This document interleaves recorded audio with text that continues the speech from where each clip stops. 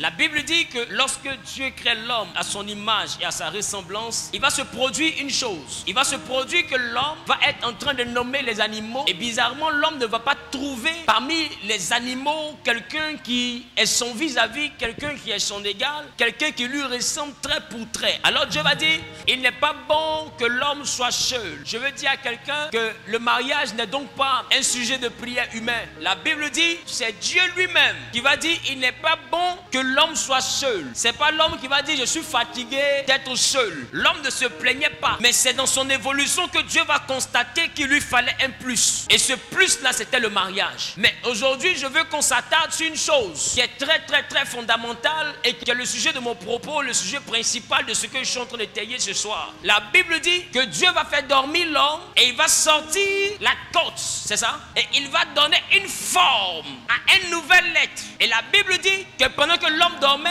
Dieu va donc former le genre féminin, Dieu va former une femme pour l'homme, amen. Et quand l'homme réellement sort de son sommeil, Dieu conduit la femme vers l'homme pour voir comment l'homme va la nommer, alléluia. Ce que je veux t'envoyer à comprendre, femme, je veux t'envoyer à réaliser une chose, tu ne peux pas et tu ne dois pas être conduit vers un homme aussi longtemps que tu ne laisses pas Dieu te former. La Bible dit quand Dieu va finir de la former, c'est là qu'il va l'introduire dans le mariage. Ça veut dire qu'une femme qui n'est pas formée par Dieu n'est pas mariable. Une femme qui s'est donné une forme selon ses fréquentations, selon son imagination, selon elle-même ses propres désirs n'est pas mariable. C'est pourquoi la Bible dit la femme qui craint l'Éternel, c'est elle qui sera louée, pas n'importe quelle femme. Une femme qui est dans l'Éternel, qui est dans le Seigneur, qui marche avec le Seigneur et qui fait du Seigneur ses délices. Je veux dire à quelqu'un, si tu veux être une personne à qui l'on peut s'attacher, à qui l'on doit s'attacher, une personne mariable. Là je parle aux femmes, je ne suis pas encore arrivé chez les mères. Amen. La Bible dit que c'est Dieu qui va donc donner une forme à la femme et il va la conduire vers l'homme. Je suis venu te dire l'importance d'avoir Dieu dans ta vie, maman. Aujourd'hui, regarde, tu as beaucoup d'échecs dans ta vie sentimentale.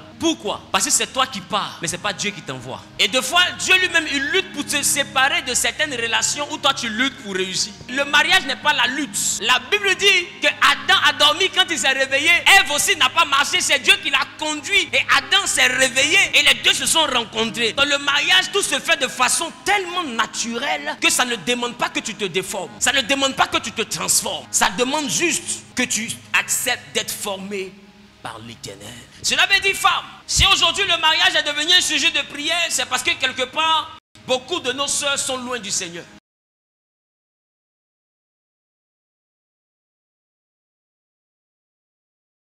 Aujourd'hui, même quand on entend des hommes parler, on a l'impression que la femme ne vaut plus grand chose aujourd'hui. Mais le prix auquel tu t'es vendu, c'est pas ce prix-là qu'ils t'ont acheté. Pourquoi? Parce qu'à un moment donné, tu t'es éloigné de Dieu. Je vais te faire réaliser qu'un homme chante tes louanges lorsqu'il sent que c'est Dieu qui l'envoie vers toi. Ou bien qui t'envoie vers lui. La Bible, quand Adam s'est levé, lui-même il est devenu poète. Il dit, voici l'os de mes os, la chair de ma chair. Quelqu'un ne lui a pas appris à chanter ça. Il a commencé à chanter les louanges. La Bible, la femme qui craint l'Éternel, c'est celle-là qui sera louée. Tu veux quelqu'un qui va t'apprécier à ta juste valeur? Ne cours pas après le mariage. Laisse Dieu t'introduire dans le mariage. Mais toi, ce que tu dois faire, c'est laisser ton Dieu te donner une forme, mais pas une forme qui ressemble aux jeunes filles de ta génération, une forme qui ressemble à la femme selon le cœur de Dieu. C'est pas parce que tu vis dans une époque que tu dois ressembler à cette époque. Pas parce que tes amis font certaines choses que tu dois te mettre aussi à les faire. Pas parce que les femmes ne sont pas considérées que tu dois accepter l'irrespect. J'ai envie de te dire, quand tu vas à l'abattoir, tous les moutons qui sont dans l'enclos là sont appelés moutons, mais chacun a son prix. Il y a un mouton, quand tu le touches, tu entends 300 000. Il y a un autre, quand tu le touches, on te dit même si tu as 50 000, il faut donner. Entends tout ça là, c'est les moutons. Ça veut dire que la forme que tu réussis à avoir, la contenance, je ne parle pas seulement de l'aspect extérieur. Aujourd'hui, l'extérieur, là, on fabrique ça, vrai ou faux? On voit noir qui devient métis, vrai ou faux? On voit petit qui devient gros, vrai ou faux? Qui comprend petit qui devient gros, vrai ou faux? On voit petit qui devient gros, vrai ou faux? Qui me dit amen bien? Non, c'est pour dire que la forme là, même à Coco Vico, tu peux avoir la forme là. La forme là, au marché des belles villes, tu peux avoir la forme. Même si tu as Coco taillé, il y a un endroit où on peut coller cheveux. Dis amen. Pour la forme là, c'est pas un problème. Mais j'ai envie de te dire, la forme attire, mais c'est le fond qui retient. La Bible dit que Adam, lorsqu'il va voir Ève, il va dire, voici la chair de ma chair et l'os de mes os. Tu vois que plus Adam parle, ce temps va en profondeur de la femme. Vous considérez mon frère Cyril, quand on regarde son bras, qu'est-ce qu'on voit ici? La peau, c'est ça? Maintenant, derrière la peau, si on découpe la peau, là, qu'est-ce qu'on voit à l'intérieur? La chair, c'est ça? Maintenant, si on ouvre la chair, qu'est-ce qu'on voit? Les os, c'est ça? Donc, ça veut dire que quand on regarde une personne, ce qu'on voit, c'est pas sa chair, c'est sa peau. Mais Adam regarde Ève. Il dit pas voici la peau de ma peau. Il dit voici la chair. C'est-à-dire qu'il a déjà traversé le superficiel. Il a quitté ce qu'on voit là. Et il a commencé à entrer en elle pour voir si à l'intérieur elle lui ressemble. Et quand tu dépasses la peau, que tu dépasses la chair, qu'est-ce que tu croises? Les os. Alors plus en profondeur, ce qu'il croise c'est quoi? Les os. Il dit voici la chair et les os. C'est-à-dire que Adam n'est pas basé sur le superficiel. Si tu maries un homme parce que simplement il aime ta forme, maman, ça veut dire que tu maries le divorce. Si tu maries un homme parce qu'il aime ta forme, je te dis que tu maries le divorce. Parce que Bobarabara, palu peut tuer ça. Et le jour où tu as le palu, que ça là c'est fini. Tu fais comment pour lutter? C'est là maintenant que tu commences à avoir la perte de confiance. Tu commences à avoir un complexe d'infériorité. Pourquoi? Ben, tu vas l'entendre compter sur ce qui était derrière, mais ce qui était derrière maintenant est fini. Si quelqu'un te marie parce que tu as un joli teint, j'ai envie de te dire que masse de grossesse va tuer ça. Demande à ta maman, elle va t'expliquer ta grossesse c'était comment. Quand la femme est enceinte, tout grossit sur elle. Nez haut, doigt haut, lèvres haut, œil haut, tout grossit. Tu peux dormir un skinny, tu te réveilles un skinny pro max. Une grosse 2.0. Il y a des skinny que tu vois là. Si ta marié par exemple, tu es petit modèle. Il y a des enfants que tu mets au monde et puis ton petit modèle disparaît. Quand on prend ton ancienne photo et puis on te montre ton aujourd'hui, on peut dire c'est deux filles différentes. Parce qu'il reste un peu, tu as roulé. Si on te pousse quand tu roules. Je vous dis, je connais une soeur. Elle était comme ça. Mais après les différentes couches. Aujourd'hui là, la voici. Si son mari l'avait aimé à cause de comme ça, est-ce que vous pensez que il va supporter ça? C'est pourquoi je te dis, si dès le début de votre affaire de mariage, vous êtes déjà sur le superficiel, vous partez divorcer. Parce que si quelqu'un t'aime parce que tu es belle, le jour il voit plus belle que toi, il te jette. Je veux dire à une maman, après ce programme, afin de dire non que tu es la fleur de la vallée, ça n'a plus t'effrayer. Parce que si quelqu'un te marie parce que tu es la fleur de la vallée, c'est qu'il accepte que lorsqu'on finit de te cueillir, tu te fanes. Quand tu déconnectes une fleur de la plante, qu'est-ce qui se passe? Elle perd sa couleur. En même pas combien de jours? Elle s'est fait 2 jours même. Jusqu'au soir, c'est fini. Cette fleur-là n'est plus qu'un souvenir. Ne regarde pas l'apparence, maman. Joue tes cartes, mais que ta carte principale ne soit pas l'apparence. Ce qui doit envoyer un homme à rester avec toi doit être quelque chose que tous les hommes ne voient pas. Entends ton beau teint, tous les hommes peuvent voir. Ta belle tenue, tous les hommes peuvent voir. Ton joli physique, tous les hommes peuvent voir. Mais il y a une chose sur toi qu'un seul homme seulement est capable de voir. C'est celui qui connaîtra ta valeur. Celui qui connaît ta valeur, il ne t'aime pas parce que tu es belle. Donc arrête de t'attacher à des personnes qui sont juste en train d'apprécier ton enveloppe. Tu dois être plus profonde que ça. Prends le temps et remarque, tous les gourmets de ta destinée viennent d'où? Ça vient de l'enveloppe que les gens ont appréciée. Mais après l'enveloppe, qu'est-ce qui s'est passé? La Bible dit que c'était déjà une femme, que c'était Dieu lui-même qui avait formé. Maman, j'ai envie de te dire, quand Dieu te forme, il y a des choses qu'il t'apprend à la base. Adam s'est réveillé, Dieu ne lui a rien dit. Lui-même il a parlé. Maintenant quand il y a eu problème de vent, il dit à Dieu, c'est la femme que tu m'as donnée. Et c'est ça, c'est logique. Maintenant quand il y a problème de vent, il dit, la femme que tu m'as donnée, c'est elle qui m'a donné le fruit. Dieu dit, non mon ami, ça ne tient pas. Parce que je ne t'ai pas donné de femme. J'ai envie de te dire, quand dans ton intérieur, tu as du coffre, quand tu reconnais ta valeur, c'est pas toi qui demandes à quelqu'un de te marier, c'est lui-même qui sent que s'il ne se presse pas pour te marier, il a perdu quelque chose. Je dis à quelqu'un qui est en train de m'écouter, arrête d'être superficiel, travaille ton intérieur. À quel moment on se rend compte qu'une femme a de la valeur? 1. Lorsqu'elle a des vertus. Ça veut dire qu'elle connaît sa valeur, elle ne se donne pas à n'importe qui. 2. Lorsqu'elle est indépendante. Au 21e siècle, s'il y a une chose qui fait que les femmes ont perdu leur valeur, c'est le pouvoir monétaire. Mais j'ai envie de te demander, si moi je suis ici, je suis milliardaire, est-ce que tu peux me corrompre à 1 million? Est-ce que je peux accepter que tu te fous de moi à cause de 10 millions? Mon ami, quand tu me parles de tes 10 millions, tu te dis, attends, moi, je prends 50 millions, 200 millions, tu gifles avec, et puis il va appeler ta maman. Si elle vient et prend 300 millions, il la gifle aussi, il va appeler ton grand-père. Tu vas voir que ce sera la seule famille où on gifle quelqu'un, personne ne se plaint. Parce que le côté où on te gifle 1 million, tu ne peux pas dire à quelqu'un qu'on t'a giflé. Ce qui fait qu'aujourd'hui, les mamans ne sont plus considérées, c'est parce que les hommes ont eu la force financière. Et aujourd'hui, ils se sont rendus compte que pour avoir des choses matérielles, les mamans sont prêtes à tout, les soeurs sont prêtes à tout. Donc du coup, le prix auquel tu te vends femme, c'est à ce prix le 21e siècle t'as acheté. Si tu es une femme de Genèse, c'est que tu es une femme qui est prête à retourner à la Genèse. À la Genèse, la femme avait de la valeur. À la Genèse, la femme était importante. À la Genèse, la femme était l'élément sans lequel la création ne pouvait pas s'achever. Dieu a créé l'homme au 6e jour. L'homme a nommé les animaux. Ça veut dire que peut-être qu'on était au soir du 6e jour. Dieu se disait non, c'est fini. Je suis sur le point de me reposer. Après lui-même, il dit, il y a quelque chose qui manque. pour l'équilibre du monde. Femme, tu es l'être auquel Dieu a pensé. Tu es la personne à laquelle Dieu a pensé. Dieu s'est dit que s'il achève sans que toi tu n'existes, ce qu'il a fait c'est en vain. C'est qu'il y a un vide à l'intérieur. En ce qui te concerne, tu as failli se tromper. Il a compris que si toi tu n'existais pas, c'était une erreur pour l'humanité. Arrête de penser que tu es n'importe qui. Tu n'es pas n'importe qui. La preuve en est que la Bible dit celui qui a trouvé une femme, il a trouvé le bonheur. Mais pourquoi il dit femme? Parce que est femme la personne qui a réussi à être formée par l'Éternel. La femme est faite par l'Éternel. Mais le genre féminin, c'est le contraire du masculin.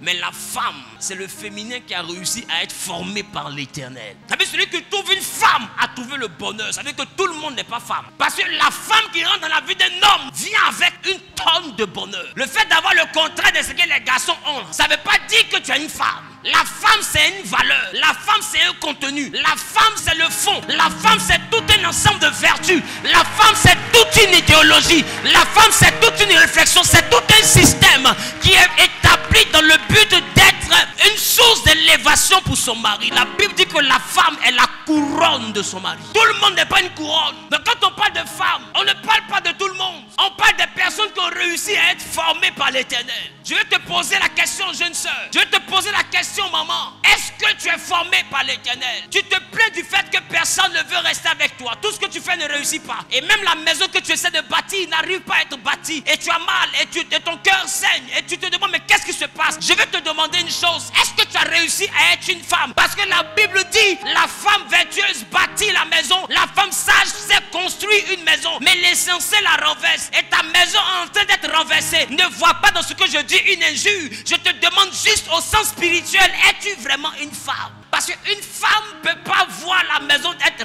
renversée. Quand elle est là, la maison est construite, elle n'est pas renversée. Si dans tes mains, la maison arrive à être renversée, la Bible dit que c'est que tu n'es pas une femme. Parce que la femme, elle bâtit la maison. On ne peut pas la renverser. Quand quelqu'un rencontre ta femme, il ne faut jamais accepter qu'il vienne te dire, j'ai rencontré ta femme et j'aurais voulu te rencontrer toi-même. Si tu as rencontré ma femme, que tu aurais voulu me rencontrer moi-même. Ça veut dire que tu es en train de me dire que dans ma maison, il y a 2 personnes. Oh, la Bible dit que toi et ta femme là, a fait un. C'est la raison pour laquelle si quelqu'un me dit j'ai rencontré ta femme et j'aurais voulu que ce soit toi, ça veut dire que toi-même dans ta vie là, après toi, tu ne vas jamais me rencontrer. Il faut commencer à faire répétition de ne pas me voir. Ben, tu ne vas jamais plus me rencontrer. La chose que tu peux faire si tu rencontres la femme de quelqu'un, c'est trouver le moyen d'expliquer à cette femme là qu'en plus d'elle, il te faut son mari. Pour que tout soit complet, parce qu'elle est une moitié de la maison, tu as besoin que la deuxième moitié vienne se compléter pour que la personne que tu veux voir là soit entière. Mais tu ne peux pas dissocier un homme de sa femme. C'est la raison pour laquelle même quand un homme se fait représenter par sa femme, ne dit pas il n'est pas venu, il est venu. Est-ce que vous savez que nous sommes l'épouse de Christ? Mais regarde ce que Christ dit. Il dit celui qui vous reçoit, me reçoit. Et celui qui me reçoit, reçoit celui qui m'a envoyé. Ça veut dire que celui qui a vu l'église a vu Jésus.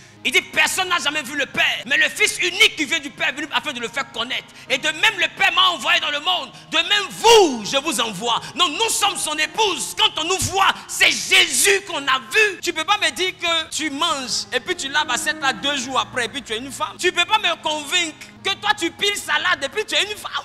Tu ne peux pas réussir à me faire croire que toi tu prépares avec agenda et puis tu es une femme. Ça veut dire qu'elle a agenda comme ça. Mettre l'eau au feu. Tourner.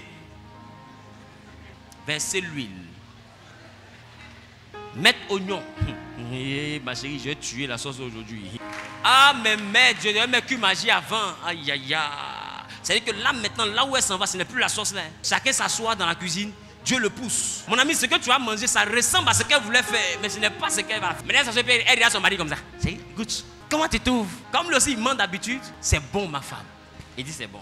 Comment tu fais pour réussir à me convaincre que tu es une femme si tu prépares avec agenda? Regarde ta voisine, demande à ta voisine, est-ce que tu prépares? Vous savez, quand Adam a croisé sa femme, il a appelé du coup Ève. Vous savez pourquoi? Ève signifie la mère des vivants. Tu es la mère de ton mari. Vous savez ce qui crée le lien de la mère à l'enfant? Pas le fait que l'enfant sorte de son ventre. Vous savez à quel moment ça se tisse, ce lien-là? Pendant l'allaitement, très bien. Ça veut dire que c'est là que l'enfant commence à s'attacher à sa mère. Quand elle se met à le nourrir. Ça veut dire que femme, si tu es vraiment une femme, c'est ta mère qui nourrit ton mari. J'ai vu une de mes filles un jour qui avait des problèmes dans son foyer. Je lui ai dit, ma fille qui prépare? Elle dit, mais papa, toi aussi. Papa, je suis l'une des hautes responsables d'une grande structure de télécommunications ici à Abidjan. J'ai pas le temps. Il y a la fille de ménage, elle cuisine, elle fait tout. Elle dit, ma fille, tu veux retrouver ton mari? Elle dit, oui, papa. Il dit, commence à préparer avec ta main pour lui. Prends ta main et puis prépare pour lui. Que ce soit ta main qui touche. Il y a un lien qui se crée entre la main qui prépare et celui qui mange. Il y a une alliance que personne ne peut expliquer, humainement parlant. Il y a quelque chose qui se transmet là.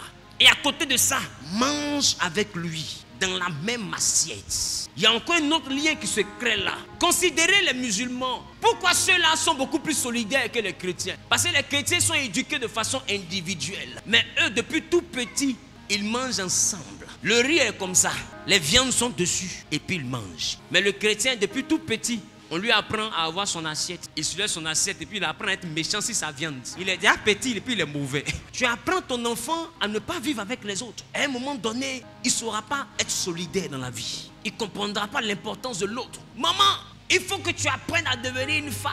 Et être une femme, ça sert comprendre l'importance de la soumission. Mais j'ai envie de te dire que la soumission n'est pas la chose qui doit exister dans les fiançailles. Dans les fiançailles, on ne se soumet pas. Choc. Et c'est qu'un fiancé vient d'être énervé. La Bible dit, femmes, soyez soumises à vos maris. On n'a pas dit fiancés, soyez soumises à vos fiancés. C'est-à-dire, aussi longtemps que tu ne l'as pas mariée, tu ne peux pas exiger d'elle soumission. Par contre, dans les fiançailles, ce qu'on fait, ce n'est pas exiger soumission. C'est définir sur quoi on compte marcher le jour où on se marie. C'est-à-dire que dans les fiançailles, on apprend à se connaître.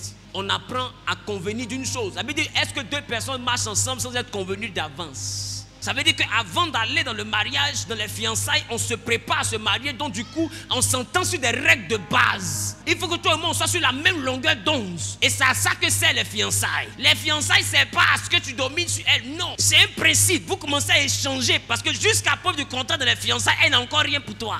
Elle devient le jour où devant Dieu, devant les hommes, tu la récupères comme étant ta femme. Mais avant ça, elle n'est pas encore ta femme.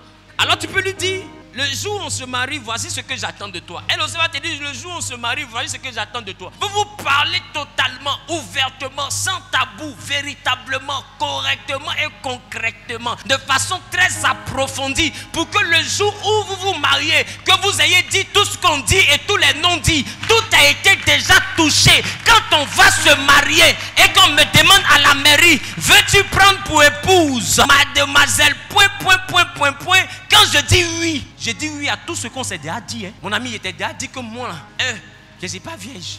2, de toute façon, je ne suis pas vierge comme ça. 2 ne me rassasie pas, il faut 8. Est-ce que je ne t'ai pas dit ça, Tito? Si tu m'as dit ça, chérie. Donc, qu'est-ce que tu dois commencer à faire? Va payer petit cola. Parce que je t'ai déjà dit. Qui me comprend? Le oui là, c'est à tout ça que j'ai dit oui. Je ne dis pas oui pour qu'on rentre dans le mariage et que tu deviennes quelqu'un d'autre que ce que tu m'as dit. Écoutez bien. Pourquoi aujourd'hui beaucoup de foyers sont en train de se détruire? Le motif, c'est l'infidélité. Et je ne suis pas en train de parler de l'adultère. Je parle de l'infidélité. L'adultère est un volet de l'infidélité. Mais l'adultère n'est pas toute l'infidélité. Parce que l'infidélité, juridiquement parlant, est infidèle une personne qui ne respecte pas les clauses du contrat. C'est-à-dire que les clauses de l'accord. Ça veut dire que depuis les fiançailles, tu m'as montré quelqu'un qui est doux. Même quand je t'énerve, tu me dis, oh mon sucre doré, comment tu as fait pour m'énerver comme ça? Mais bébé, je te pardonne. Et puis moi je suis là, oh le monsieur il est romantique. Elle est tombée amoureuse de ça là. Quand elle est partie à la mairie, c'est pour dire oui à ça là. Maintenant dans le foyer là-bas, elle a commis une petite erreur. Il n'y a plus sucre, il n'y a plus doré. Tu lui envoies un coup de tête aérien. C'est-à-dire que tes 2 pieds ne touchent pas le sol. Tes 2 bras ne touchent pas le sol. C'est-à-dire les voisins me sont venus séparer, mais tu es passé au-dessus des voisins. Sur le voisin, mais le réaparti, comme ça dit le monsieur, c'est un stratège. Il maîtrise le coup de tête. Au moins, elle va réaliser que tu es arrivé là. Tu as déjà touché sa destinée. Voici œil qui est enflé. Voici dent qui est quitté. Est-ce que dans fiançailles, tu m'as dit ça?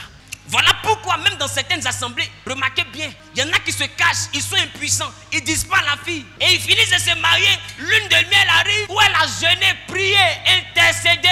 Aujourd'hui Dieu va l'exaucer. Elle rentre dans la chambre, qu'est-ce qu'elle croise? Lazare. Lazare dans le tombeau. Lazare est mort. En Bethléem, dit au cou. Lazare. Lazare est mort. Regarde ton mari dit Lazare est mort. Pourquoi si tôt? La sœur, à peine acclamée le matin, se rend compte que le soir, Lazare est mort. Regarde ton voisin dit au cou. Il n'y a pas funérailles qui fait plus mal que funérailles de Lazare comme ça.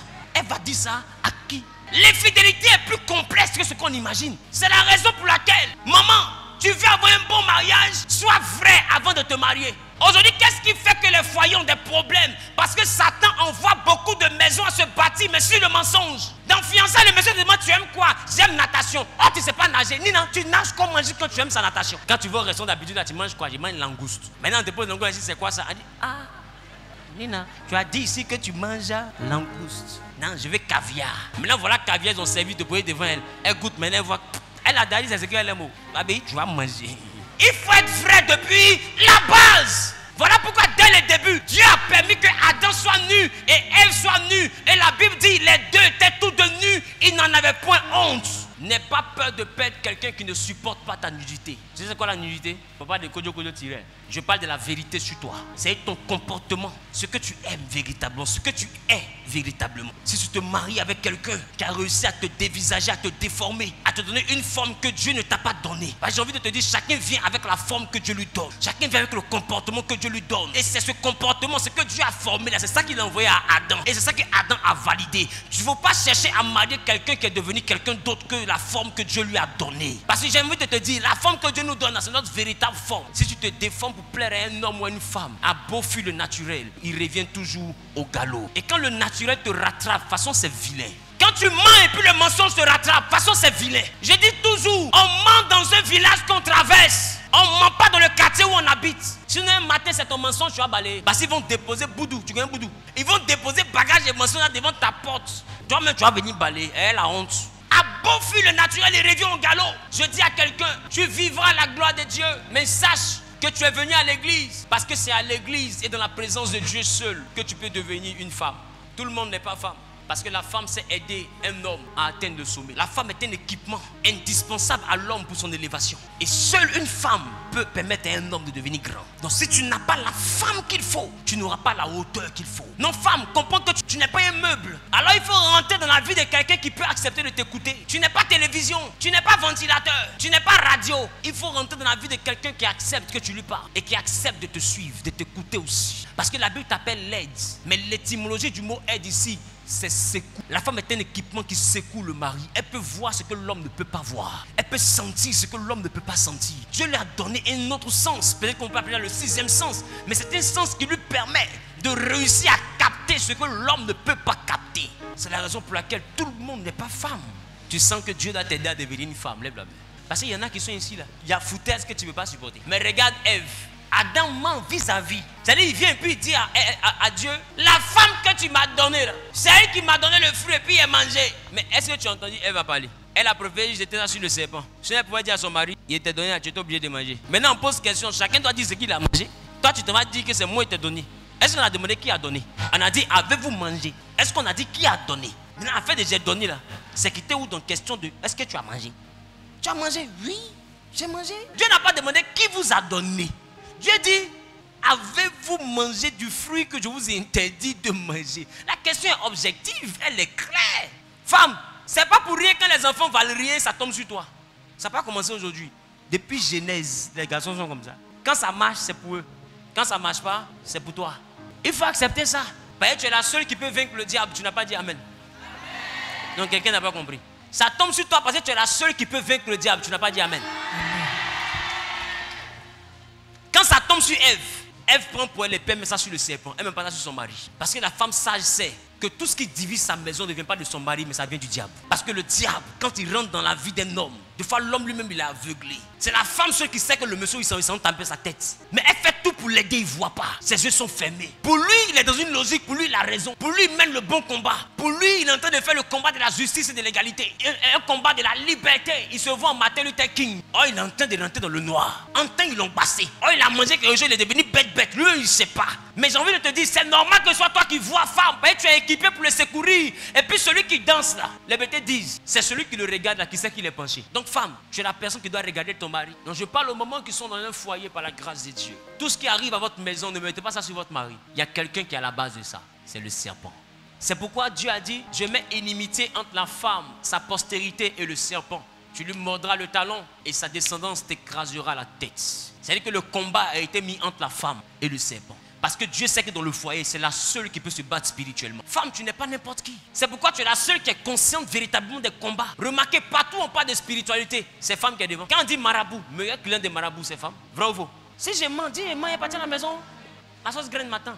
Meilleur client des marabouts, c'est femme. Vrai ou faux? Maintenant, quand on dit église, meilleur fidèle d'église, c'est femme. Si tu vois une église où il y a plus de garçons que de femmes, il faut sortir. Dieu n'est pas là-bas. Moi, je te dis. Tu vois une église où il y a plus de garçons que de femmes. Maman, lève-toi. Prends tes bagages, mets ça comme ça. Tu sais pourquoi? Parce que partout où il y a la spiritualité, c'est la femme qui est devant. La femme est le signe de la présence de quelque chose de pas normal. Parce qu'il n'y a pas quelqu'un qui veut voir clair dans un ferrage pour dépasser femme. Donc s'il y a quelque chose de mystérieux là-bas, l'être qui sera là-bas, là, c'est la femme. Parce que la femme veut voir clair dans tout ce qui est bizarre. Les trucs sont trop forts là-bas, je m'en vais voir. Ils m'ont fait dire, oh, allez-y là-bas. Votre affaire là, toujours c'est vous qui êtes nouveau pasteur. C'est la femme qui est comme ça. Si tu as vu une église où il y a tant de garçons, c'est qu'il y a 100 femmes. Et quand il parle de garçons, je parle des hommes. Je ne parle pas... Parce que là où on dit spiritualité, on dit femme. Maman, tu n'es pas n'importe qui. Si tu réussis à devenir une femme, tu auras le pouvoir pour écraser la tête du serpent. Ça veut dire que quelqu'un ne peut pas rentrer mystiquement dans ta maison sans que toi tu le vois. C'est pas possible. Une femme qui a réussi à être formée par Dieu, tout ce qui se passe physiquement comme spirituellement dans sa maison, elle voit, elle sent. Elle peut dire, vous allez discuter, mais à la fin, vous allez donner raison. Remarquez bien les moments là. Quand vous commencez à avoir une vie de prière très poussée, tout ce que vous voyez ne tarde pas à se réaliser. Même quand tu dis quelque chose en causerie, ça ne tarde pas à être vrai. Devant là-bas, tu as toujours raison. Pourquoi? Parce que Dieu t'a mis là comme une sentinelle pour voir le malheur qui vient de loin, pour avertir la ville du danger. Tu es un secours pour la maison de ton mari. Tu es un secours pour la maison de ton mari. Celui qui s'élève, qui dit Amen bien. C'est la personne qui s'élève, qui dit Amen fort, est propriétaire de cette parole au nom suprême de eux.